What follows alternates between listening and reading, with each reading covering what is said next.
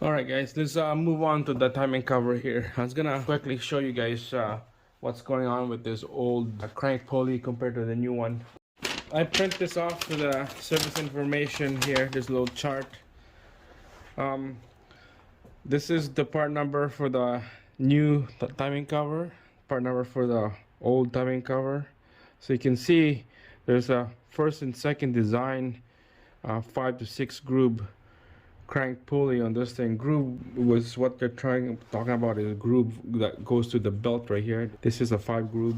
The new cover that I got, that's this one right here, turbo of course. So you had to find the 5 groove, not the 6, the 5 groove. So the part number that I picked up is there's a 251999420. That's the part number that it says on this chart, and this is the part number right here. What they're saying, picking up a brand new cover, you need to pick up a brand new crank pulley, because I'll show you. This is what happened, especially if you're using an old timing cover and replacing it with a brand new crank pulley here.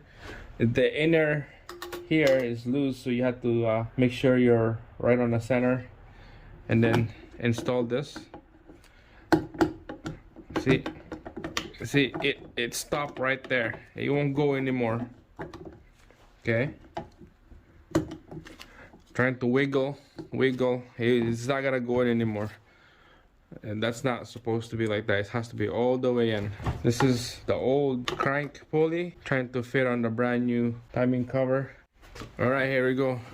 New crank pulley, new timing cover, and look at that. Voila. Look at how nice and snug in there. One design is not gonna fit to the other design. It has to be on the same design. This is the two same design. Alright, so flip this over. We're gonna pre-oil this oil pump. I'm gonna show you how to do that. As you see, there's a lot of bolts right here. We're gonna open it up. This is the oil pump right here.